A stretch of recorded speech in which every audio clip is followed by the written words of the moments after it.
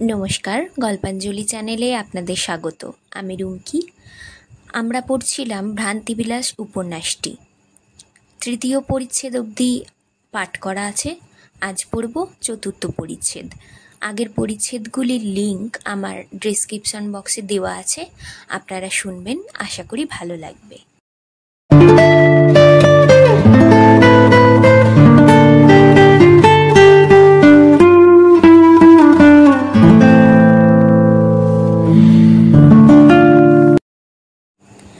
বসুপ্রিয় স্বর্ণকার এক বিদেশীয় বণিকের নিকট 500 টাকা ধার লইয়াছিলেন। যে সময়ে পরিশোধ করিবার অঙ্গীকার ছিল তাহা অতীত হইয়া যায়। তথাপি বণিক বসুপ্রিয়কে উৎপীড়ন করেন নাই। পরে দূর দেশান্তরে যাইবার প্রয়োজন হওয়াতে তিনি টাকার জন্য পীড়াপিড়ি করিতে আরম্ভ করেন। অবশেষে অনায়াসে টাকা পাওয়া দুর্ঘট বিবেচনা করিয়া একজন রাজপুরুষ সঙ্গে লইয়া তিনি বসুপ্রিয়ের আলয়ে উপস্থিত হইলেন এবং তাহাকে কহিলেন, আজ আমি এখান হইতে প্রস্থান করিব। সমুদায় আয়োজন হইয়াছে, জাহাজে আরোহণ করিলেই হয়। যে জাহাজে যাইব উহা সন্ধ্যার প্রাক্কালে জয়স্থল হইতে চলিয়া যাইবে। আমি যে প্রয়োজনে যাইতেছি তাহাতে সঙ্গে কিছু অধিক টাকা থাকা আবশ্যক। অতএব আমার প্রাপ্য টাকাগুলি এখনই দিতে হইবে। না দেন আপনাকে এই রাজপুরুষের হস্তে সমর্পণ করিব। বসুপ্রিয় কহিলেন, টাকা দিতে আমার এক মুহূর্তের জন্যও অনিচ্ছা বা আপত্তি নাই। আপনি আমার নিকট যে টাকা পাইবেন, চিরঞ্জীব বাবুর নিকট আমার তদাপেক্ষা অধিক টাকা পাওনা আছে। তাহাকে এক ছড়া হার গড়িয়া দিয়াছে। তাহার সহিত সাক্ষাৎ হইলেই ওই হারের মূল্য পাইব। অতএব আপনি অনুগ্রহ করিয়া তাহার বাটি পর্যন্ত আমার সঙ্গে চলুন। সেখানে যাইবা মাত্র আপনি টাকা পাইবেন। তিনি অগত্যা সম্মত হইলে বসুপ্রিয় তাহাকে ও তাহার আনিত রাজপুরুষকে সমভিব্যাহারে করিয়া চিরঞ্জীবের আলয়ে চলিলেন। জয়স্থলবাসী চিরঞ্জীব অপরাজিতার আবাসে আহার করিয়াছিলেন। তাহার হস্তে একটি অতি সুন্দর অঙ্গুরীয় ছিল।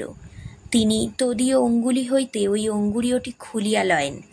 বলেন, আমি এটি আর ফিরিয়া দিব না। ইহার পরিবর্তে আপনারে এক ছড়া নূতন হার দিব।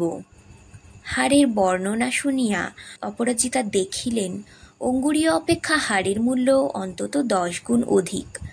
এজন্য তিনি এই বিনিময়ে সম্মত হইয়া জিজ্ঞাসা করেন, আমি হার কখন পাইব? চিরঞ্জীব করিয়াছিলেন, স্বর্ণকারের সহিত অবধারিত কথা আছে। হার লইয়া তিনি অবিলম্বে এখানেই আসিবেন। আপনি 4-5 দণ্ডের মধ্যে হার পাইবেন। নির্দিষ্ট সময় অতীত হইয়া গেল, তথাপি স্বর্ণকার উপস্থিত হইলেন না। চিরঞ্জীব অতিশয় অপ্রবিত হইলেন এবং আমি স্বয়ং স্বর্ণকারের বাটিতে গিয়া হার আনিয়া দিতেছি এই বলিয়া কিঙ্করকে সমভিব্যাহারে লইয়া প্রস্থান করিলেন। কিয়দ্দূর গমন করিয়া চিরঞ্জীব কিঙ্করকে কহিলেন, দেখো, আজ গৃহিণী যে আমায় বাটিতে প্রবেশ করিতে দেন নাই, তাহার পুরস্কার স্বরূপ হারের পরিবর্তে তাহাকে এক গাছা মোটা দড়ি দিব। তিনিও তাহার মন্ত্রিণীরা ঐরূপ হার পাইবারই উপযুক্ত মাত্র। তুমি ঐরূপ দড়ি সংগ্রহ করিয়া রাখিবে এবং আমি বাটিতে যাইবা মাত্র আমার হস্তে দিবে। দেখিও যেন বিলম্ব না হয়। এই বলিয়া রজ্জু ক্রয়ের নিমিত্ত একটি টাকা দিয়া তিনি তাহাকে বিদায় করিতেছেন। এমন সময়ে স্বর্ণকার বণিক ও রাজপুরুষ তাহার সম্মুখে উপস্থিত হইলেন। যথাকালে হার না পাওয়াতে চিরঞ্জীব স্বর্ণকারের উপর অত্যন্ত বিরক্ত হইয়াছিলেন। এক্ষণে তাহাকে দেখিতে পাইয়া ভর্ৎসনা করিয়া কহিতে লাগিলেন, তোমার বাক্যনিষ্ঠা দর্শনে আজ আমি বড় সন্তুষ্ট হইয়াছি। তোমায় বারংবার বলিয়া দিলাম এই সময়ের মধ্যে আমার নিকটে হার লইয়া যাইবে। না তুমি গেলে, না হার পাঠাইলে, কিছুই করিলে না। এজন্য আজ আমি বড় অপ্রস্তুত হইয়াছি। তোমার কথায় যে বিশ্বাস করে তাহার ভদ্রস্থতা নাই। তুমি অতি অন্যায় করিয়াছ। এ পর্যন্ত তুমি না যাওয়াতে আমি হারের জন্য তোমার বাটি যাইতেছিলাম। বসুপ্রিয় হেমকূটবাসী চিরঞ্জীবকে জয়স্থলবাসী চিরঞ্জীব জ্ঞান করিয়া কিঞ্চিৎকাল পূর্বে তাঁহার হস্তে হার দিয়াছিলেন। সুতরাং প্রকৃত ব্যক্তিকে হার দিয়াছেন বলিয়া তাঁহার সংস্কার ছিল। এজন্য তিনি কহিলেন, মহাশয়, এখন পরিহাস রাখুন, আপনকার হারের হিসাব প্রস্তুত করিয়া আনিয়াছি, দৃষ্টি করুন। এই বলিয়া সেই হিসাবের ফর্দ তাঁহার হস্তে দিয়া বসুপ্রিয় কহিলেন, আপনকার নিকট আমার পাওয়ানা 550 টাকা। আমি এই বণিকের 500 টাকা ধারি। ইনি অদ্যই এখান হইতে প্রস্থান করিতেছেন। এতক্ষণ কোনো কালে জাহাজে চড়িতেন, কেবল এই টাকার জন্য যাইতে পারিতেছেন না। অতএব আপনি হারের হিসাবে আমায় আপাতত 500 টাকা দিউন। তখন চিরঞ্জীব কহিলেন, আমার সঙ্গে কি টাকা আছে যে এখনই দিব? বিশেষত আমার কতকগুলি বরাত আছে, তাহা শেষ না করিয়াও বাটি যাইতে পারিব না। অতএব তুমি এই মহাশয়কে সঙ্গে করিয়া আমার বাটিতে যাও। আমার স্ত্রীর হস্তে হার দিয়া আমার নাম করিয়া বলিলে তিনি তৎক্ষণাৎ টাকা দিবেন। আর বোধ করি আমিও ওই সময়ে বাটিতে উপস্থিত হইতেছি। বসুপ্রিয় কহিলেন, হার আপনকার নিকটে থাকুক, আপনিই তাহাকে দিবেন। চিরঞ্জীব কহিলেন, না, সে কথা ভালো নয়, হয়তো আমি যথাসময়ে পৌঁছিতে পারিব না, অতএব আপনিই হার লইয়া যান। তখন বসুপ্রিয় কহিলেন, হার কি আপনকার সঙ্গে আছে? চিরঞ্জীব চকিত হইয়া কহিলেন, ও কেমন কথা? তুমি কি হার আমায় দিয়াছ? যে হার আমার সঙ্গে আছে কিনা জিজ্ঞাসা করিতেছ? বসুপ্রিয় কহিলেন, মহাশয়, এ পরিহাসের সময় নয়, ইহা প্রস্থানের সময় বহিয়া যাইতেছে, আর বিলম্ব করা চলে না, অতএব আমার হস্তে হার দেন। চিরঞ্জীব কহিলেন, তুমি যে হারের বিষয়ে আমার নিকট অঙ্গীকার রক্ষা করিতে পারো নাই, সেই দোষ ঢাকিবার জন্য বুঝি এই ছল করিতেছ? আমি কোথায় সেজন্য তোমায় ভর্ৎসনা করিব মনে করিয়াছি, না হইয়া তুমি কলহপ্রিয়া কামিনীর ন্যায় অগ্রেই তর্জন গর্জন আরম্ভ করিলে। এই সময়ে বণিক বসুপ্রিয়কে কহিলেন, সময় অতীত হইয়া যাইতেছে, আমি আর কোনো মতে বিলম্ব করিতে পারি না। তখন বসুপ্রিয় চিরঞ্জীবকে কহিলেন, মহাশয়, শুনিলেন তো, উনি আর বিলম্ব করিতে পারেন না। চিরঞ্জীব কহিলেন, হার লইয়া আমার স্ত্রীর নিকটে গেলেই টাকা পাইবে। শুনিয়া সাতিশয় বিরক্ত হইয়া বসুপ্রিয় কহিলেন, মহাশয়, আপনি কেমন কথা বলিতেছেন? কিঞ্চিৎ পূর্বে আমি আপনকার হস্তে হার দিয়াছি, আমার নিকটে আর কেমন করিয়া হার থাকিবেক? হয় হার পাঠাইয়া দেন, নয় পত্র লিখিয়া দেন। এই কথা শুনিয়া কিঞ্চিৎ কুপিত হইয়া চিরঞ্জীব কহিলেন, তোমার কৌতুক আর ভালো লাগিতেছে না, হার কেমন হইয়াছে দেখাও। উভয়ের এই বিবাদ দর্শনে ও বাদানুবাদ শ্রবণে যার পর নাই বিরক্ত হইয়া বণিক চিরঞ্জীবকে কহিলেন, আপনাদের বাকচাতুরি আমার আর সহ্য হইতেছে না। আপনি টাকা দিবেন কি না স্পষ্ট বলুন।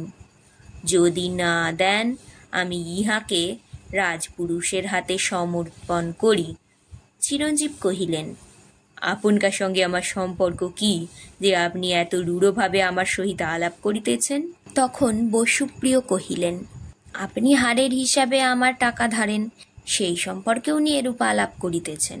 সে যাহা হোক, টাকা এই দণ্ডে দিবেন কিনা বলুন। চিরঞ্জীব কহিলেন, আমি যতক্ষণ হার না পাইতেছি তোমায় এক কপর্দকও দিব না। বসুপ্রিয় কহিলেন, কেন? আমি আধ ঘণ্টা পূর্বে আপনার হস্তে হার দিয়াছি। চিরঞ্জীব কহিলেন, তুমি কখনোই আমার হার দাও নাই, এরূপ মিথ্যা অভিযোগ করা বড়ও অন্যায়, উহাতে আমার যথেষ্ট অনিষ্ট করা হইতেছে। বসুপ্রিয় কহিলেন, হার পাওয়া অপলাপ করিয়া আপনি আমার অধিকতর অনিষ্ট করিতেছেন, চিরকালের জন্য আমার সম্ভ্রম যাইতেছে।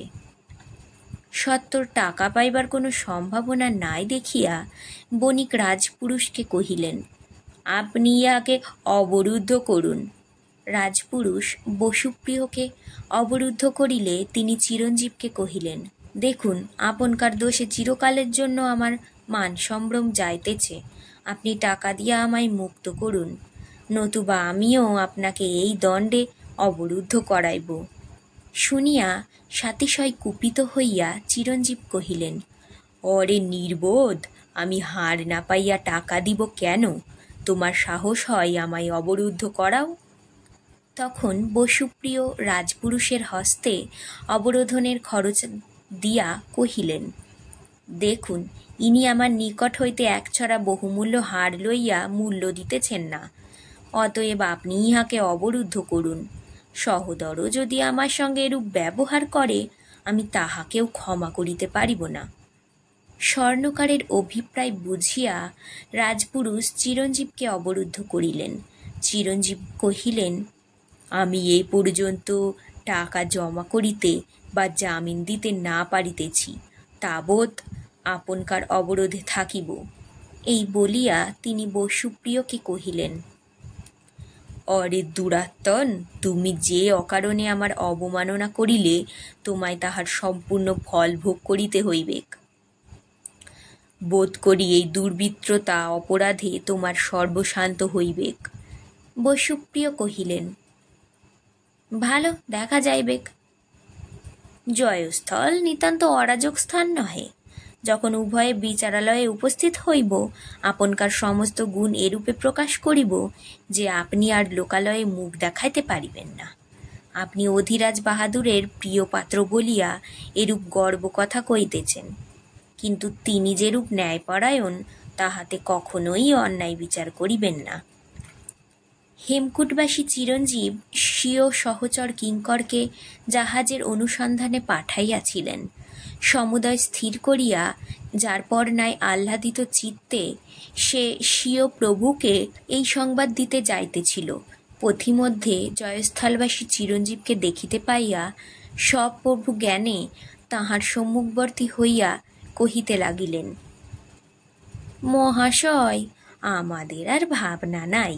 মলয়পুরের এক জাহাজ পাওয়া গিয়াছে, তাহাতে আমাদের যাওয়ার সমুদয় বন্দোবস্ত করিয়া আসিয়াছি। ওই জাহাজ অবিলম্বে প্রস্থান করিবেক। অতএব পান্থনিবাসে চলুন। দ্রব্য সামগ্রী সমুদয় লইয়া এ পাপিষ্ঠ থান হইতে চলিয়া যাইব। শুনিয়া চিরঞ্জীব কহিলেন, অরে নির্বোধ, অরে পাগল, মলয়পুরের জাহাজের কথা কি বলিতেছ? সে কহিল, কেন মহাশয়, আপনি কিঞ্চিৎ পূর্বে আমায় জাহাজের অনুসন্ধানে পাঠাইয়াছিলেন। চিরঞ্জীব কহিলেন, আমি তোমায় জাহাজের কথা বলি নাই, দড়ি কিনিতে পাঠাইয়াছিলাম। সে কহিল, না মহাশয়, আপনি দড়ি কিনিবার কথা কখন বলিলেন? জাহাজ দেখিতে পাঠাইয়াছিলেন। তখন চিরঞ্জীব যৎপরণস্তে বিরক্ত হইয়া কহিলেন, অরে পাপিষ্ঠ, এখন আমি তোমার সঙ্গে এ বিষয়ের বিচার ও মীমাংসা করিতে পারি না। যখন স্বচ্ছন্দ চিত্ত থাকিবে তখন করিব, এবং যাহাতে উত্তরকালে আমার কথা মন দিয়ে শুনো, তাহাও ভালো করিয়া শিখাইয়া দিব। এখন সত্বর তুমি বাটি যাও, এই চারবিটি চন্দ্রপ্রভার হস্তে দিয়া বলো, 500 টাকার জন্য আমি পথে অবরুদ্ধ হইয়াছি। আমার বাক্সের ভিতরে যে স্বর্ণমুদ্রার থলি আছে, তাহা তোমা দ্বারা অবিলম্বে পাঠাইয়া দেন। তাহা হইলে আমি অবরোধ হইতে মুক্ত হইব। আর দাঁড়াইও না, শীঘ্র চলিয়া যাও। এই বলিয়া কিঙ্করকে বিদায় করিয়া তিনি রাজপুরুষকে কহিলেন, অহে রাজপুরুষ, যতক্ষণ না টাকা আসিতেছে আমায় কারাগারে লইয়া চলো। অনন্তর তাহারা 3 জনে কারাগার অভিমুখে প্রস্থান করিলেন। কিঙ্কর মনে মনে কহিতে লাগিল, আমায় চন্দ্রপ্রভার নিকটে যাইতে বলিলেন, সুতরাং আজ আমার যে বাটিতে আহার করিয়াছিলাম, আমায় তথায় যাইতে হইবেক। পাকশালার পরিচারিণীর ভয়ে সে বাটিতে প্রবেশ করিতে আমার সাহস হইতেছে না। কিন্তু প্রভু যে অবস্থায় যে জন্য আমায় পাঠাইতেছেন, না গেলে কোনো মতে চলিতেছে না। এই বলিতে বলিতে সে সেই বাটির উদ্দেশ্যে প্রস্থান করিল। এদিকে বিলাসিনী হেমকূটবাসী চিরঞ্জীবের সমক্ষ হইতে পলাইয়া চন্দ্রপ্রভার নিকটে উপস্থিত হইলেন, এবং চিরঞ্জীবের সহিত যেরূপ কথোপকথন হইয়াছিল সবিষয় সমস্ত শুনাইলেন। চন্দ্রপ্রভা শুনিয়া কিয়ৎক্ষণ মৌনাবলম্বন করিয়া রহিলেন। অনন্তর জিজ্ঞাসিলেন, বিলাসিনী, তিনি যে তোমার উপর অনুরাগ প্রকাশ এবং পরিশেষে পরিণয় প্রস্তাব ও প্রলোভন বাক্য প্রয়োগ করিয়াছিলেন, তাহা কি তোমার বাস্তবিক বলিয়া বোধ হইল? আমার অনুভব হয় তিনি পরিহাস করিয়াছেন। বিলাসিনী কহিলেন, না দিদি, পরিহাস নয়। আমার উপর তাহার যে বিলক্ষণ অনুরাগ জন্মিয়াছে সে বিষয়ে আমার অনুমাত্র সংশয় নাই। অন্তঃকরণে প্রগাঢ় অনুরাগ সঞ্চয় না হইলে পুরুষদিকের সেরূপ ভাবভঙ্গি ও সেরূপ কথা প্রণালী হয় না। আমার মনে দৃঢ় বিশ্বাস না হইলে কখনোই তোমার নিকটে কথার উল্লেখ করিতাম না। শুনিয়া দীর্ঘ নিঃশ্বাস পরিত্যাগ করিয়া চন্দ্রপ্রভা জিজ্ঞাসা করিলেন, ভালো, তিনি কি কি কথা বলিলেন? বিলাসিনী কহিলেন, তিনি বলিলেন, তোমার সহিত তাহার কোনো সম্পর্ক নাই, তিনি তোমার পানি গ্রহণ করেন নাই, তোমার উপর তাহার কিছুমাত্র অনুরাগ নাই, তিনি বৈদেশিক ব্যক্তি, জয়স্থলে তাহার বাস নয়। পরে আমার উপর স্পষ্ট বাক্যে অনুরাগ প্রকাশ ও স্পষ্টতর বাক্যে পরিণয় প্রস্তাব করিলেন। অবশেষে তাহার ভাবভঙ্গি দেখিয়া ভয় পাইয়া আমি পলাইয়া আসিলাম। সমুদয় শ্রবণ করিয়া চন্দ্রপ্রভা কহিলেন, বিলাসিনী, তোমার মুখে যাহা শুনিলাম তাহাতে এ জন্মে আর তাহার সঙ্গে আলাপ করিতে হয় না। তিনি যে এমন নীচ প্রকৃতির লোক তাহা আমি একবারও মনে করি নাই, কিন্তু আমার মন কেমন বলিতে পারি না। দেখো তিনি কেমন মমতাশূন্য হইয়াছেন এবং কেমন নৃশংস ব্যবহার করিতেছেন। আমি কিন্তু তাহার প্রতি সেইরূপ মমতাশূন্য হইতে বা সেরূপ নৃশংস ব্যবহার করিতে পারিতেছি না। এখনো আমার অনুরাগ অনুমাত্র বিচলিত হইতেছে না। এই বলিয়া চন্দ্রপ্রভা খেদ করিতে আরম্ভ করিলেন। বিলাসিনী প্রবোধ বাক্যে সান্ত্বনা করিতে লাগিলেন। এই সময়ে হেমকূটের কিঙ্কর তাহাদের নিকটবর্তী হইল। তাহাকে দেখিয়া জয়স্থলের কিঙ্কর বোধ করিয়া বিলাসিনী জিজ্ঞাসা করিলেন, কিঙ্কর, তুমি হাঁপাইতেছ কেন? সে কহিল, ঊর্ধ্বশ্বাসে দৌড়িয়া আসিতেছি, তাহাতেই হাঁপাইতেছি। বিলাসিনী কহিলেন, তোমার প্রভু কোথায়? তিনি ভালো আছেন তো? তোমার ভাব দেখিয়া ভয় হইতেছে, কেমন কোনো অনিষ্ট ঘটনা হয় নাই তো? সে কহিল, তিনি রাজপুরুষের হস্তে সমর্পিত হইয়াছেন, সে তাহারে অবরুদ্ধ করিয়া কারাগারে লইয়া যাইতেছে।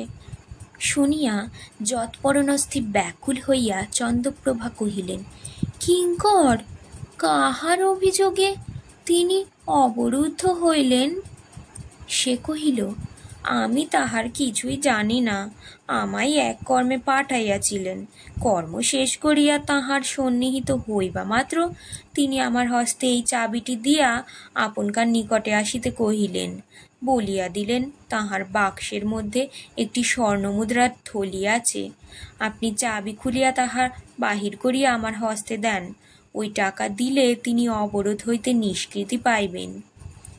শুনিবা মাত্র বিলাসিনী চিরঞ্জীবের বাক্স হইতে স্বর্ণমুদ্রার থলি আনিয়া কিঙ্করের হস্তে সমর্পণ করিলেন এবং কহিলেন, অবিলম্বে তোমার প্রভুকে বাটিতে লইয়া আসিবে। সে স্বর্ণমুদ্রা লইয়া দ্রুত প্রস্থান করিল। তাহারা দুই ভগিনীতে দুর্ভাবনায় অভিভূত হইয়া বিষম অসুখে কালযাপন করিতে লাগিলেন।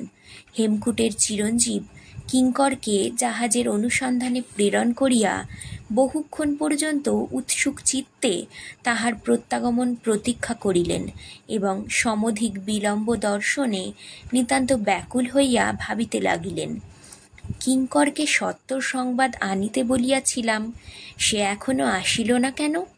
যে জন্য পাঠাইয়াছি হয়তো তাহারই কোনো স্থিরতা করিতে পারে নাই, নয়তো পথিমধ্যে কোনো উৎপাতে পড়িয়াছে, নতুবা যে বিষয়ের জন্য গিয়াছে তাহাতে উপেক্ষা করিয়া বিষয়ান্তরে আসক্ত হইবেক, এরূপ বোধ হয় না। কারণ জয়স্থল হইতে পালাইবার নিমিত্ত সে আমা অপেক্ষাও ব্যস্ত হইয়াছে। অতএব পুনরায় কোনো উপদ্রব ঘটিয়াছে সন্দেহ নাই। এই নগরের যে রঙ্গ দেখিতেছি তাহাতে উপদ্রব ঘটনার অপ্রতুল নাই। রাজপথে নির্গত হইলে সকল লোকেই আমার নাম গ্রহণপূর্বক সম্বোধন ও সম্বর্ধনা করে। অনেকেই চিরপরিচিত সুহৃদের ন্যায় প্রিয় সম্ভাষণ করে।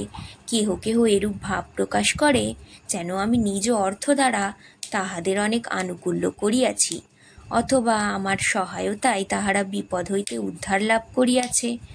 কেহ কেহ আমায় টাকা দিতে উদ্যত হয়, কেহ কেহ আহারের নিমন্ত্রণ করে, কেহ কেহ পরিবারের কুশল জিজ্ঞাসা করে।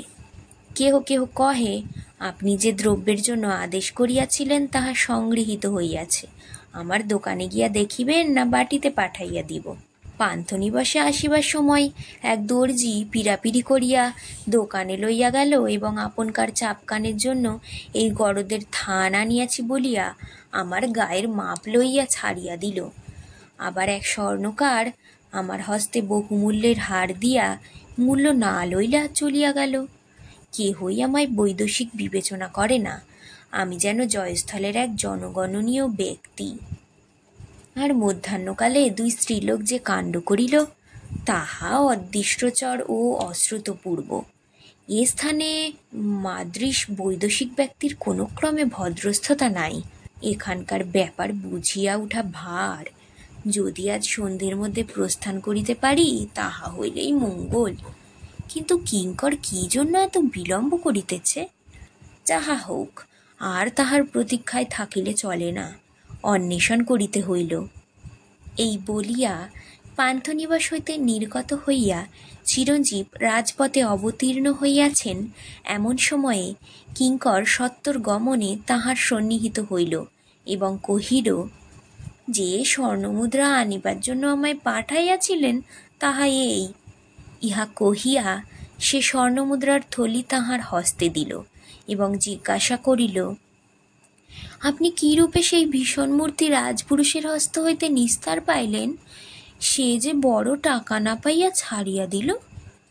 তিনি স্বর্ণমুদ্রা দর্শনে ও কিঙ্করের কথা শ্রবণে বিস্ময়াপন্ন হইয়া রহিলেন।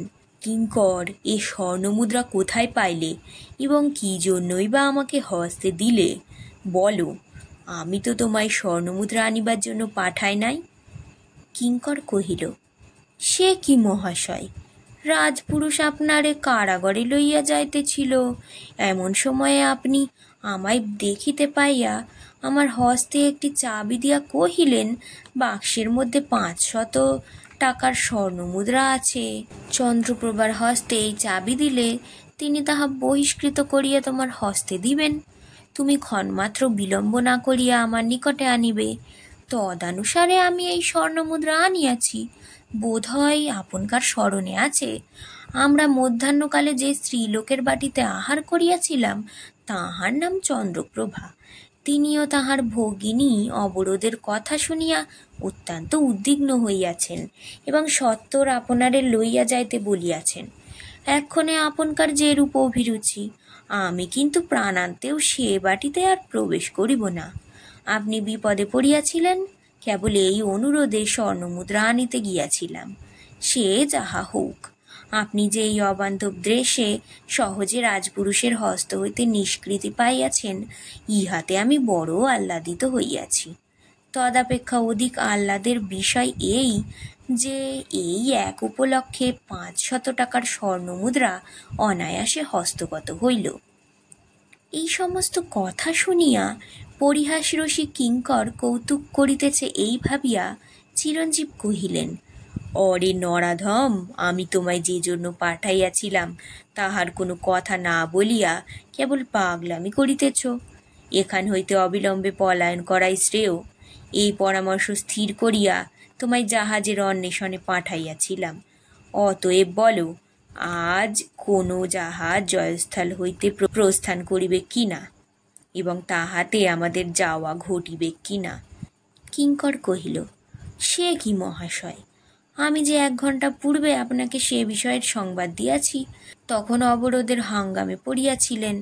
সেই জন্যই হোক আর অন্য কারণেই হোক আপনি সে কথায় মনোযোগ করিলেন না, বরং আমার উপর বিরক্ত হইয়া উঠিলেন। নতুবা এতক্ষণ আমরা দ্রব্য সামগ্রী লইয়া জাহাজে উঠিতে পারিতাম। কিঙ্করের কথা শুনিয়া চিরঞ্জীব মনে মনে কহিতে লাগিলেন, হতভাগ্য বুদ্ধিভ্রষ্ট হইয়াছে, তাহাতেই পাগলের মতো এই অসম্বন্ধ কথা বলিতেছে। অথবা উহারই বা অপরাধ কি? আমিও তো স্থান মাহাত্ম্যে অবিকল ঐরূপ হইয়াছি। উভয়ের তুল্যরূপ বুদ্ধিভ্রংশ হইয়াছে, তাহার আর কোনো সন্দেহ নাই। তিনি মনে মনে এই সমস্ত আন্দোলন করিতেছেন, এমন সময়ে কিঙ্কর একটি স্ত্রীলোককে আসিতে দেখিয়া চকিত হইয়া আকুল বচনে কহিল, মহাশয়, সাবধান হউন, ওই দেখুন আবার কে এক ঠাকুরানী আসিতেছে। উনি যাহাতে আহারের লোভ দেখাইয়া অথবা অন্য কোনো ছলে বা কৌশলে ভুলাইয়া আমাদিগকে লইয়া যাইতে না পারেন, তাহা করিবেন। পূর্ববারে যেমন পতি সম্ভাষণ করিয়া হাত ধরিয়া এক ঠাকুরানী আপন বাড়িতে লইয়া গেলেন, আপনি একটিও কথা না কহিয়া চোরের মতো চলিয়া গেলেন। এবার যেন সেরূপ না হয়। জয়স্থলবাসী চিরঞ্জীব স্বীয় ভবনে প্রবেশ করিতে না পারিয়া মধ্যাহ্নকালে অপরাজিতা নাম্নী যে কামিনীর বাটিতে আহার করিয়াছিলেন, তাহার অঙ্গুলি হইতে একটি মনোহর অঙ্গুরীয় উন্মোচন করিয়া লয়েন এবং সেই অঙ্গুরীয়ের বিনিময়ে তাহাকে বসুপ্রিয় নির্মিত মহামূল্য হার দিবার অঙ্গীকার করেন। হার যথাকালে উপস্থিত না হওয়াতে লজ্জিত হইয়া তিনি স্বয়ং স্বর্ণকারের বিপণী হইতে হার আনয়ন করিতে যান। অপরাজিতা তাহার সম্মধিক বিলম্ব দর্শনে তদীয় অন্বেষণে নির্গত হইয়া কিয়ৎক্ষণ পরে হেমকূটবাসী চিরঞ্জীবকে দেখিতে পাইলেন এবং জয়স্থলবাসী চিরঞ্জীব বোধে তাহার সন্নিহিত হইয়া কহিলেন, মহাশয়, আমায় যে হার দিবার অঙ্গীকার করিয়াছেন, আপনকার গলায় কি এই সেই হার? এই বেলা আমার বাটিতে আহার করিতে হইবেক, আমি আপনাকে লইয়া যাইতে আসিয়াছি। এ আবার কোথাকার আপদ উপস্থিত হইল, এই ভাবিয়া চিরঞ্জীব রোষ কষায়িত লোচনে সাতিশয় পরশ বচনে কহিলেন, ওরে মায়াবিনী, তুমি দূর হও, তোমায় সতর্ক করিয়া দিতেছি, আমায় কোনো প্রকার প্রলোভন প্রদর্শন করিও না। কিঙ্কর অত্যন্ত ব্যাকুল হইয়া স্বীয় প্রভুকে সম্বোধন করিয়া কহিল, মহাশয়, সাবধান হইবেন, এ যেন এ রাক্ষসীর মায়ায় ভুলিয়া উহার বাটিতে আহার করিতে যাইবেন না। উভয়ের ভাবদর্শনে ও বাক্যশ্রবণে অপরাজিতা বিস্মিত না হইয়া সস্মিত বদনে কহিলেন, মহাশয়, আপনি যেমন পরিহাস প্রিয়, আপনকার ভৃত্যটি আবার তদাপেক্ষা অধিক। সে যাহা হোক, এক্ষণে আমার বাটিতে যাইবেন কিনা বলুন, আমি আহারের সমুদয় আয়োজন করিয়াছি। এই কথা শুনিয়া কিঙ্কর কহিল, মহাশয়, আমি পুনরায় সাবধান করিতেছি, আপনি কদাচ এই পিশাচির মায়ায় ভুলিবেন না। তখন চিরঞ্জীব ক্রোধে অন্ধ হইয়া কহিলেন, ওরে পাপিয়সী, তুমি এই দণ্ডে এখান হইতে চলিয়া যাও। তোমার সঙ্গে আমার কিসের সম্পর্ক যে তুমি আমায় আহার করিতে ডাকিতেছ? যেরূপ দেখিতেছি তাহাতে এখানকার স্ত্রীলোক মাত্রেই ডাকিনি। স্পষ্ট কথাই বলিতেছি, যদি ভালো চাও অবিলম্বে আমার সম্মুখ হইতে চলিয়া যাও। জয়স্থলবাসী চিরঞ্জীবের সহিত বিলক্ষণ সৌন্দর্য ছিল। তিনি যে তাহার প্রতি এবং বিধ অযুক্ত আচরণ করিবেন, ইহা স্বপ্নের অগোচর। চিরঞ্জীববাবুর নিকট এরূপে অপমানিত হইলাম, এই ভাবিয়া তিনি সাতিশয় রোষ ও অসন্তোষ প্রদর্শনপূর্বক কহিলেন, এতকাল আপনাকে ভদ্র বলিয়া বোধ ছিল, কিন্তু আপনি যেমন ভদ্র, আজ তাহার সম্পূর্ণ পরিচয় পাইলাম। সে যাহা হোক, মধ্যাহ্নে আহারের সময় আমার অঙ্গুলি হইতে যে অঙ্গুরীয় খুলিয়া লইয়াছেন, হয় তাহা ফিরিয়া দেন, নয় উহার বিনিময়ে যে হার দিবার অঙ্গীকার করিয়াছেন তাহা দেন। দুইয়ের এক পাইলেই আমি চলিয়া যাই। তৎপরে আর এ জন্মে আপনকার সহিত আলাপ করিব না এবং প্রাণান্ত ও সর্বশান্ত হইলেও কোনো সংস্রব রাখিব না।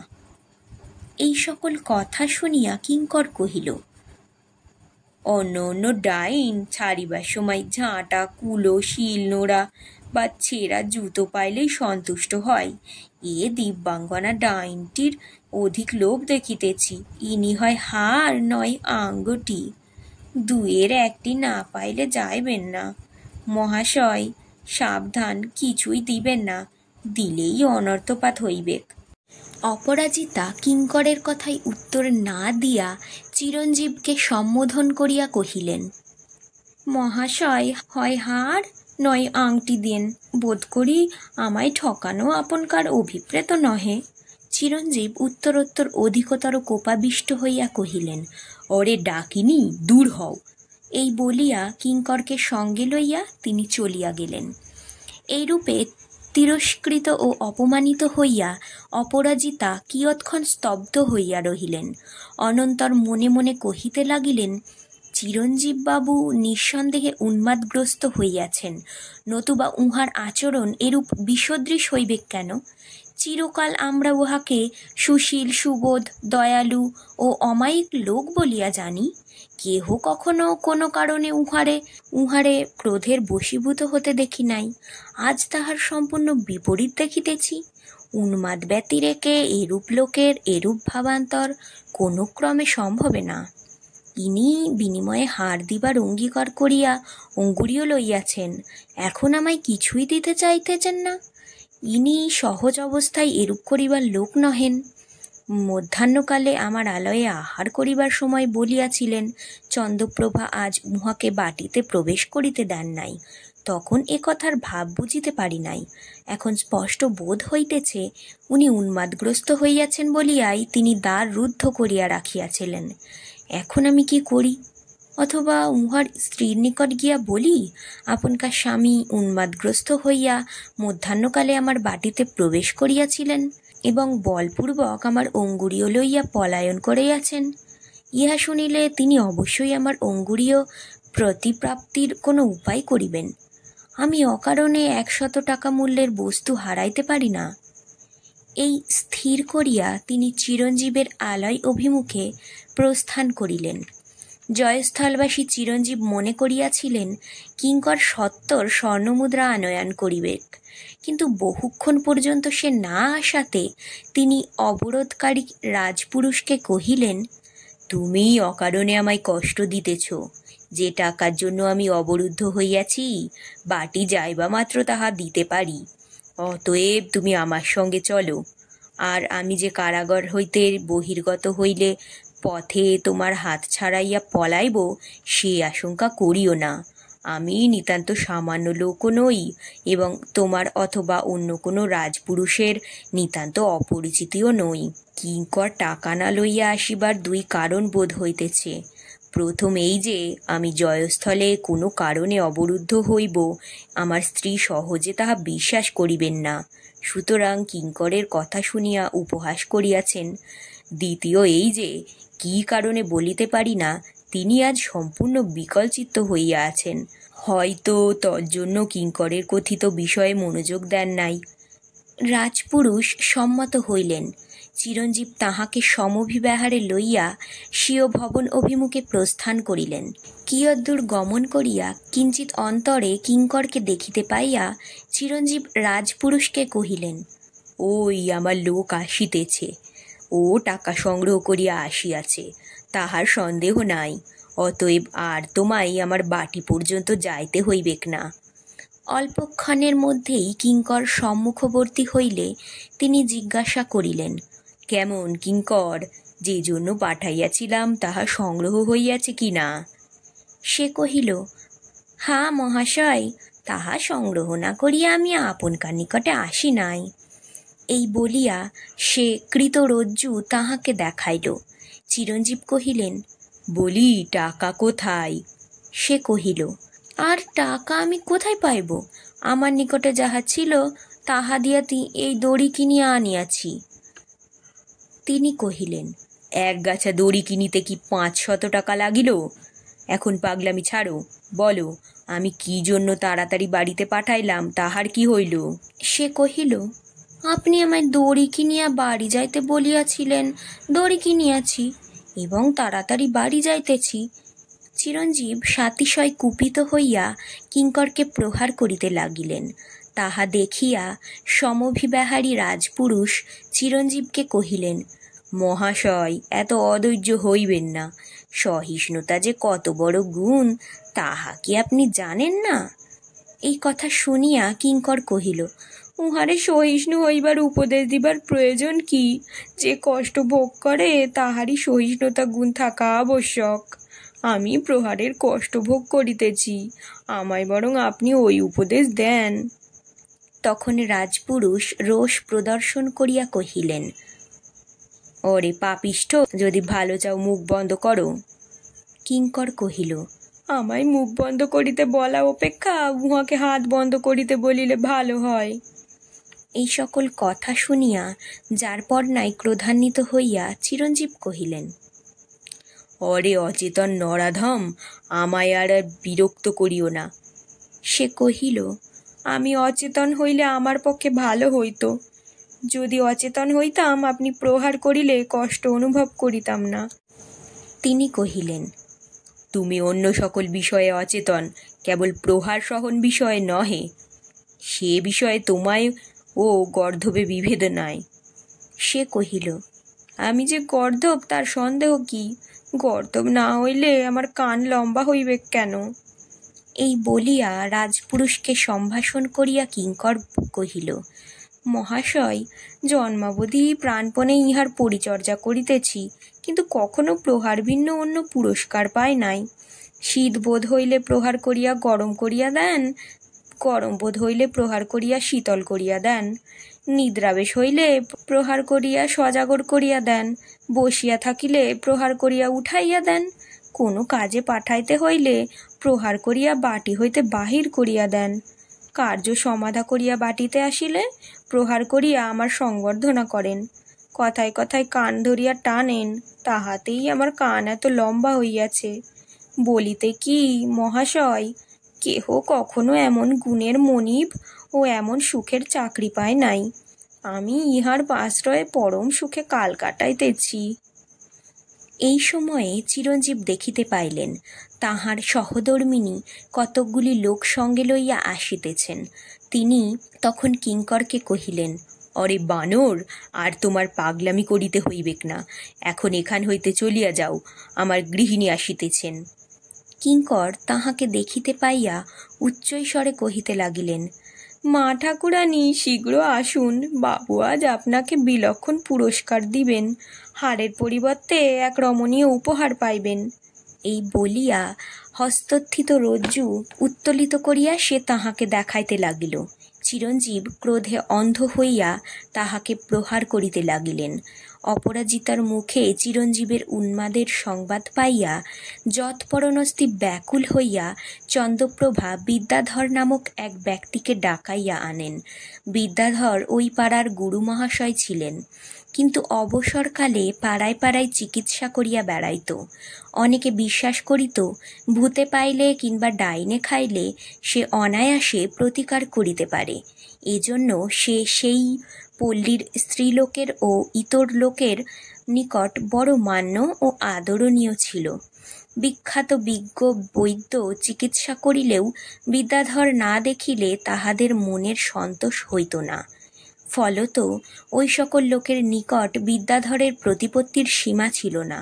সে উপস্থিত হইলে চন্দ্রপ্রভা স্বামীর পীড়ার বৃত্তান্ত কহিয়া তাহার হস্তে ধরিয়া বলেন, তুমি সত্বর তাহাকে সুস্থ ও প্রকৃতিস্থ করিয়া দাও, তোমায় বিলক্ষণ পুরস্কার দিব। সে কহে, আপনি কোনো ভাবনা করিবেন না, আমি অনেক বিদ্যা জানি। আমার পিতামাতা না বুঝিয়া আমায় বিদ্যাধর নাম দেন নাই। চলুন আমার সঙ্গে, সে যা হোক, অবিলম্বে তাহাকে বাটিতে আনা আবশ্যক। চলুন, আমি সঙ্গে যাইতেছি। কিন্তু উন্মত্ত ব্যক্তিকে আনা সহজ ব্যাপার নহে, অতএব লোক সঙ্গে লইতে হইবেক। চন্দ্রপ্রভা ৫-৭ জন লোক সংগ্রহ করিয়া বিদ্যাধর, বিলাসিনী ও অপরাজিতাকে সঙ্গে লইয়া চিরঞ্জীবের অন্বেষণে নির্গত হইয়াছিলেন। সে সময়ে চিরঞ্জীব ক্রোধে অধীর হইয়া কিঙ্করকে প্রহার ও তিরস্কার করিতেছিলেন। ঠিক সেই সময়েই চন্দ্রপ্রভা তাঁহার সমপিবর্তিনী হইলেন। অপরাজিতা তাঁহাকে সম্বোধন করিয়া কহিলেন, দেখো তোমার স্বামী উন্মাদগ্রস্ত হইয়াছেন কিনা। চন্দ্রপ্রভা কহিলেন, উহার ব্যবহার ও আকার প্রকার দেখিয়া আমার আর সন্দেহ বোধ হইতেছে না। এই বলিয়া তিনি বিদ্যাধরকে কহিলেন, দেখো তুমি অনেক মন্ত্র, অনেক ঔষধ এবং চিকিৎসার অনেক কৌশল জানো। এক্ষণে সত্তর উহারে প্রকৃতিস্থ করো। তুমি যে পুরস্কার চাহিবে আমি তাহাই দিয়া তোমায় সন্তুষ্ট করিব। বিলাসিনী সাতিশয় দুঃখিত ও বিষণ্ণ হইয়া কহিলেন, হাই, কোথা হইতে এমন সর্বনাশিয়া রোগ আসিয়া জুটিল। উহার সে আকার নাই, সে মুখশ্রী নাই। কখনো উহার এমন বিকট মূর্তি দেখি নাই। উহার দিকে তাকাতেও ভয় হইতেছে। বিদ্যাধর চিরঞ্জীবকে কহিল, বাবু, তোমার হাতটা দাও, নারীর গতি কিরূপ দেখিব। চিরঞ্জীব যৎপরনাস্তি কুপিত হইয়া কহিলেন, এই আমার হাত, তুমি কানটি বাড়াইয়া দাও। তখন বিদ্যাধর স্থির করিল চিরঞ্জীবের শরীরে ভূতাবেশ বশত প্রকৃতির বৈলক্ষণ্য ঘটিয়াছে। তদনুসারে সে কতিপয় মন্ত্রপাঠ করিয়া তাহার দেহগত ভূতকে সম্বোধিয়া কহিতে লাগিলেন, অরে দুরাত্মন পিশাচ, আমি তোরে আদেশ করিতেছি, অবিলম্বে উহার কলেবর হইতে নির্গত হইয়া স্বস্থানে প্রস্থান কর। চিরঞ্জীব শুনিয়া নিরতিশয় ক্রোধ ভরে কহিলেন, অরে নির্বোধ, অরে পাপিষ্ঠ, অরে অর্থপিশাচ, চুপ কর, আমি পাগল হয় নাই। শুনিয়া যারপর নাই দুঃখিত হইয়া চন্দ্রপ্রভা বাষ্পাকুল লোচনে অতি দীন বচনে কহিলেন, পূর্বে তো তুমি এরূপ ছিলে না। আমার নিতান্ত পোড়া কপাল বলিয়া আজ অকস্মাৎ এই বিষম রোগ কোথা হইতে তোমার শরীরে প্রবেশ করিয়াছে। চন্দ্রপ্রভার বাক্য শ্রবণে চিরঞ্জীবের কোপানল প্রক্ষুলিত হইয়া উঠিল। তিনি তাহাকে যথোচিত ভর্ৎসনা করিয়া কহিতে লাগিলেন, অরে পাপিয়সী, এই নরাধম বুঝি আজকাল তোর অন্তরঙ্গ হইয়াছে। এই দুরাত্মার সঙ্গে আহার বিহারের আমোদে মত্ত হইয়াই বুঝি দ্বার রুদ্ধ করিয়া রাখিয়াছিলি এবং আমায় বাটিতে প্রবেশ করিতে দিস নাই। শুনিয়া চন্দ্রপ্রভা চকিত হইয়া কহিলেন, ও কেমন কথা বলিতেছ। তোমার আসিতে কিছু বিলম্ব হইয়াছিল বটে, তারপরে তো সকলে একসঙ্গে আহার করিয়েছি। তুমি আহারের পর বরাবর বাটিতেছিলে। কিঞ্চিৎকাল পূর্বে কাহাকেও কিছু না বলিয়া চলিয়া আসিয়াছ। এখন কি কারণে আমায় ভর্ৎসনা করিতেছ ও এরূপ কুৎসিত কথা বলিতেছ বুঝিতে পারিতেছি না। এই কথা শুনিয়া চিরঞ্জীব স্বীয় অনুচরকে জিজ্ঞাসা করিলেন, কি হে কিঙ্কর, আজ আমি কি মধ্যাহ্নকালে বাটিতে আহার করিয়াছি? সে কহিল, না মহাশয়, আজ আপনি বাটিতে আহার করেন নাই। চিরঞ্জীব জিজ্ঞাসিলেন, আমি আজ আহার যখন করিতে যাই বাটির দ্বার রুদ্ধ ছিল কিনা এবং আমাকে বাটিতে প্রবেশ করিতে দিয়াছিল কিনা? সে কহিল, আজ্ঞা না। হ্যাঁ, বাটির দ্বার রুদ্র করা ছিল এবং আপনাকে প্রবেশ করিতে দেয় নাই। চিরঞ্জীব জিজ্ঞাসিলেন, আচ্ছা, উনি নিজে অভ্যন্তর হইতে আমাকে গালাগালি দিয়াছেন কিনা? সে কহিল, আজ্ঞা হাঁ, উনি অত্যন্ত কটু বাক্য বলিয়াছিলেন। চিরঞ্জীব জিজ্ঞাসিলেন, তৎপরে আমি অমানবিক বোধ করিয়া ক্রোধ ভরে সেখান হইতে চলিয়া যাই কিনা? সে কহিল, আজ্ঞা হাঁ, তারপর আপনি ক্রোধ ভরে সেখান হইতে চলিয়া যান। এই প্রশ্নোত্তর পরম্পরা শ্রবণ করিয়া চন্দ্রপ্রভা আক্ষেপ বচনে কিঙ্করকে কহিলেন, তুমি বিলক্ষণ প্রভু ভক্ত, প্রভুর যথার্থ হিত চেষ্টা করিতেছ, যাহাতে উহার মনের শান্তি হয়, সে চেষ্টা না করিয়া কেবল রাগ বৃদ্ধি করিয়া দিতেছ। বিদ্যাধর কহিল, আপনি উহারে অন্যায় তিরস্কার করিতেছেন ও অবিবেচনার কর্ম করিতেছে না। ও ব্যক্তি উহার রীতি ও প্রকৃতি বিলক্ষণ জানে। এরূপ অবস্থায় চিত্তের অনুবর্তন করিলে যেরূপ উপকার দর্শে অন্য কোনো উপায়ে সেরূপ হয় না। চিরঞ্জীব চন্দ্রপ্রভার দিকে দৃষ্টিপাত করিয়া কহিলেন, তুই স্বর্ণকারের সহিত যোগ দিয়া আমার কয়েদ করাইয়াছিস, নতুবা স্বর্ণমুদ্রা পাঠাইলি না কেন? শুনিয়া বিস্ময়াপন্ন হইয়া চন্দ্রপ্রভা কহিলেন, সে কি নাথ, এমন কথা বলিও না। কিঙ্কর আসিয়া অবরোধের উল্লেখ করিবা মাত্র আমি উহা দ্বারা স্বর্ণমুদ্রা পাঠাইয়া দিয়াছি। কিঙ্কর চকিত হইয়া কহিল, আমা দ্বারা পাঠাইয়াছেন? আপনকার যাহা ইচ্ছা হইতেছে তাহাই বলিতেছেন। এই বলিয়া সে চিরঞ্জীবকে কহিল, না মহাশয়, আমার হস্তে 1 পয়সাও দেন নাই, আপনি উহার কথায় বিশ্বাস করিবেন না।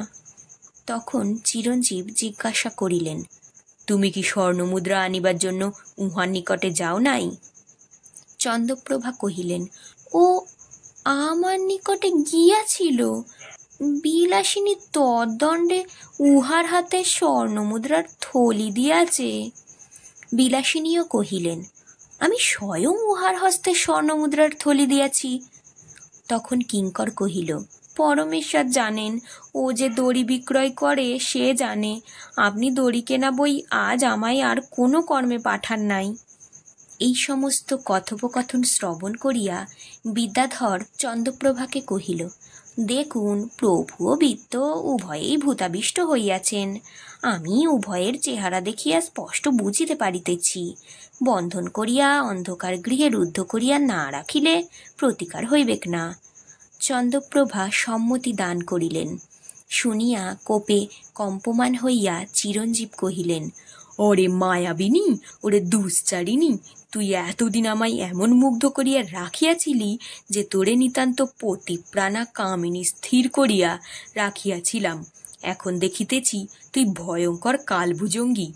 অসৎ অভিপ্রায় সাধনের নিমিত্ত এই সকল দুরাচার দিগের সহিত মন্ত্রণা করিয়া আমার প্রাণবধের চেষ্টা দেখিতেছিস এবং উন্মাদ প্রচার করিয়া বন্ধনপূর্বক অন্ধকারময় গৃহে রাখিবি এই মনস্থ করিয়া আসিয়াছিস। আমি তোর দুরভিসন্ধির সমুচিত প্রতিফল দিতেছি। এই বলিয়া তিনি কোপোজ্জ্বলিত লোচনে উদ্ধত গমনে চন্দ্রপ্রভার দিকে ধাবমান হইলেন। চন্দ্রপ্রভা নিতান্ত ব্যাকুল হইয়া সন্নিহিত লোকদিগকে কহিলেন, তোমরা দাঁড়াইয়া তামাশা দেখিতেছ? তোমাদের কি আচরণ বুঝিতে পারিতেছি না। শীঘ্র উহারে বন্ধন করো, আমার নিকটে আসিতে দিও না। তখন চিরঞ্জীব কহিলেন, যেরূপ দেখিতেছি তুই নিতান্তই আমার প্রাণবোধের সংকল্প করিয়া আসিয়াছিস। অনন্তর চন্দ্রপ্রভার আদেশ অনুসারে সমভিব্যাহারী লোকেরা বন্ধন করিতে উদ্ধত হইলে চিরঞ্জীব নিতান্ত নিরুপায় ভাবিয়া রাজপুরুষকে কহিলেন, দেখো, আমি এক্ষণে তোমার অবরোধে আছি। এ অবস্থায় আমায় কিরূপে ছাড়িয়া দিবে? ছাড়িয়া দিলে তুমি সম্পূর্ণ অপরাধী হইবে। তখন রাজপুরুষ চন্দ্রপ্রভাকে কহিলেন, আপনি উহারে আমার নিকট হইতে লইয়া যাইতে পারিবেন না, উনি অবরোধে আছেন। এই কথা শুনিয়া চন্দ্রপ্রভা কহিলেন, অহে রাজপুরুষ, তুমি সমস্তই স্বচক্ষে দেখিতেছ ও সকর্ণে শুনিতেছ, তথাপি কোন বিবেচনায় উহারে ছাড়িয়া দিতে চাহিতেছ না। উহার এই অবস্থা দেখিয়া বোধ করি তোমার আমোদ হইতেছে। রাজপুরুষ কহিলেন, আপনি অন্যায় অনুযোগ করিতেছেন। উহাকে ছাড়িয়া দিলে আমি 500 টাকার দায়ে পড়িব। চন্দ্রপ্রভা কহিলেন, তুমি আমায় উহারে লইয়া যাইতে দাও। আমি ধর্ম প্রমাণ অঙ্গীকার করিতেছি, উহার ঋণ পরিশোধ না করিয়া তোমার নিকট হইতে চাইব না। তুমি আমায় উহার উত্তমর্ণের নিকটে লইয়া চলো। কি জন্য ঋণ হইল তাহার মুখে শুনিয়া টাকা দিব। তদনন্তর তিনি বিদ্যাধরকে কহিলেন, তুমি উহারে সাবধানে বাটিতে লইয়া যাও। আমি এই রাজপুরুষের সঙ্গে চলিলাম। বিলাসিনী, তুমি আমার সঙ্গে এসো। বিদ্যাধর, তোমরা বিলম্ব করিও না, চলিয়া যাও। সাবধান, যেন কোনো রূপে বন্ধন খুলিয়া পলাইতে না পারেন। অনন্তর বিদ্যাধর দৃঢ়বদ্ধ চিরঞ্জীব ও কিঙ্করকে লইয়া প্রস্থান করিল। বিদ্যাধর প্রভৃতি দৃষ্টপথের বহির্ভূত হইলে চন্দ্রপ্রভা রাজপুরুষকে জিজ্ঞাসা করিলেন, উনি কোন ব্যক্তির অভিযোগে অবরুদ্ধ হইয়াছেন বলো। তিনি কহিলেন, বসুপ্রিয় স্বর্ণকারের। আপনি কি তাহাকে জানেন? চন্দ্রপ্রভা কহিলেন, হাঁ, আমি তাহাকে জানি। তিনি কি জন্য কত টাকা পাইবেন জানো? রাজপুরুষ কহিলেন, স্বর্ণকার এক ছড়া হাড় গড়িয়া দিয়াছেন, তাহার মূল্য পান নাই। চন্দ্রপ্রভা কহিলেন, আমার জন্যে হাড় গড়িতে দিয়াছেন শুনিয়াছিলাম, কিন্তু এ পর্যন্ত হাড় দেখি নাই। অপরাজিতা কহিলেন, আজ আমার বাটিতে আহার করিতে গিয়া উনি আমার অঙ্গুলি হইতে অঙ্গুরীয় লইয়া পলায়ন করিলে পর কিঞ্চিৎকাল বিলম্বে পথে আমার সঙ্গে দেখা হইয়াছিল, তখন উহার গলায় এক ছড়া নতুন গড়া হার দেখিয়াছি। চন্দ্রপ্রভা কহিলেন, যাহা বলিতেছ অসম্ভব নয়, কিন্তু আমি কখনো সে হার দেখি নাই। যাহা হোক, ওহে রাজপুরুষ, সত্বর আমায় স্বর্ণকারের নিকটে লইয়া চলো। তাহার নিকট সবিশেষ না শুনিলে প্রকৃত কথা জানিতে পারিতেছি না। হেমকূটবাসী চিরঞ্জীব ভর্ৎসনা ও ভয় প্রদর্শন দ্বারা অপরাজিতাকে দূর করিয়া দিয়া কিঙ্কর সমভিব্যাহারে যে রাজপথে গমন করিতেছিলেন, চন্দ্রপ্রভা প্রভৃতিও সেই পথ দিয়া যাইতেছিলেন। বিলাসিনী দূর হইতে দেখিতে পাইয়া অত্যন্ত ব্যাকুল হইয়া চন্দ্রপ্রভাকে কহিলেন, দিদি, কি সর্বনাশ, কি সর্বনাশ! ওই দেখো, তিনিও কিঙ্কর উভয়েই বন্ধন খুলিয়া পলাইয়া আসিয়াছেন। এখন কি উপায় হয়? চন্দ্রপ্রভা দেখিয়া যৎপরণস্তি ব্যাকুল হইয়া রাজপথবাহী লোকদিগকে ও সমভিব্যাহারী রাজপুরুষকে কহিতে লাগিলেন, যে রূপে পারো তোমরা উহারে বন্ধন করিয়া আমার নিকটে দাও। এই উপলক্ষে বিলক্ষণ গোলযোগ উপস্থিত হইল। চিরঞ্জিত দেখিলেন যে মায়াবিনী মধ্যাহ্নকালে ধরিয়া বাটিতে লইয়া গিয়াছিল, সে এক্ষণে এক রাজপুরুষ সঙ্গে করিয়া আসিতেছে। ইহাতেই তিনি ও তাহার সহচর কিঙ্কর বিলক্ষণ ভয় পাইয়াছিলেন।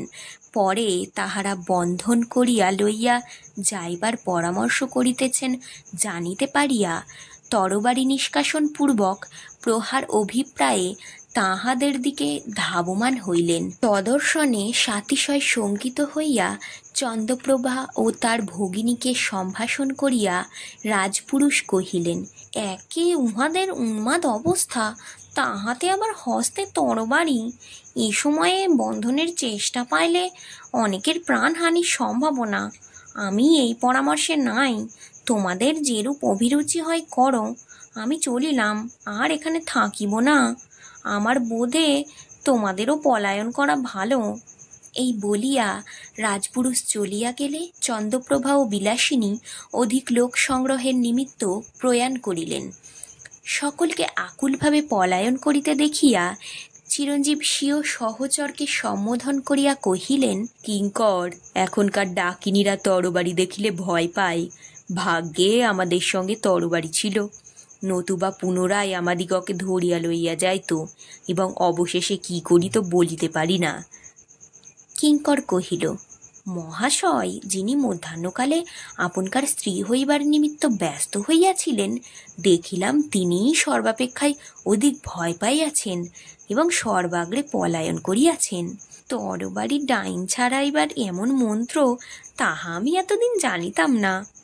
চিরঞ্জীব কহিলেন, দেখো কিঙ্কর, যত শীঘ্র জাহাজে উঠিতে পারি ততই মঙ্গল। এখানকার যেরূপ কাণ্ড, তাহাতে কখন কি উপস্থিত হয় বলা যায় না। অতএব চলো, পান্থনিবাসে গিয়া দ্রব্য সামগ্রী লইয়া সন্ধ্যার মধ্যেই জাহাজে উঠিব। কিঙ্কর কহিল, আপনি এত ব্যস্ত হইতেছেন কেন? আজকাল রাত্রি এখানে থাকুন, উহারা কখনোই আমাদের অনিষ্ট করিবেক না। আমরা প্রথমে উহাদিগকে যত ভয়ঙ্কর ভাবিয়াছিলাম, উহারা সেরূপ নহে। দেখুন কেমন মিষ্ট কথা কয়, বাটিতে লইয়া গিয়া কেমন উত্তম আহার দেয়। কখনো দেখা শোনা নাই, তথাপি পতি সম্ভাষণ করিয়া প্রণয় করিতে চায়। আবার প্রয়োজন জানাইলে অকাতরে স্বর্ণমুদ্রা প্রদান করে। ইহাতেও যদি আমরা উহাদিগকে অভদ্র বলি, লোকে আমাদিগকে কৃতজ্ঞ বলিবে। আমি তো আপনকার সঙ্গে অনেক দেশ বেড়াইয়াছি, কোথাও এরূপ সৌজন্য ও এরূপ বদান্যতা দেখি নাই। বলিতে কি মহাশয়, আমি উহাদের ব্যবহার দেখিয়া এত মোহিত হইয়াছি যে, যদি পাকশালার হস্তিনী আমার স্ত্রী হইতে না চাহিত, তাহা হইলে আমি নিঃসন্দেহ আহ্লাদিত চিত্তে এই রাজ্যে বাস করিতাম। চিরঞ্জীব শুনিয়া ঈষৎ হাস্য করিয়া কহিলেন, অরে নির্বোধ, অধিকার কি বলিব? যদি এই রাজ্যের অধিরাজপদ পাই, তথাপি আমি কোনো ক্রমে এখানে রাত্রিবাস করিব না। চলো, আর বিলম্বে কাজ নাই, সন্ধ্যার মধ্যেই অর্ণবপোতে আরোহণ করিতে হইবেক। এই বলিয়া উভয়ে পান্থনিবাস অভিমুখে প্রস্থান করিলেন। নমস্কার, আপনারা শুনছিলেন ভ্রান্তিবিলাস উপন্যাসের 4র্থ পর্ব। পুরো উপন্যাসটি বিভিন্ন পর্বে ভাগ করে আমি আমার চ্যানেলে আপলোড করছি। আগের পর্বগুলো আমার চ্যানেলে আপলোড করা আছে, ডেসক্রিপশন বক্সে লিংক দেওয়া আছে, আপনারা শুনবেন। আশা করি ভালো লাগবে। গল্প পাঠ ভালো লাগলে একটা লাইক দিয়ে যাবেন, আর আমার চ্যানেল গল্পাঞ্জলিকে অবশ্যই সাবস্ক্রাইব করে আমার পাশে থাকবেন। ধন্যবাদ, ভালো থাকবেন সবাই।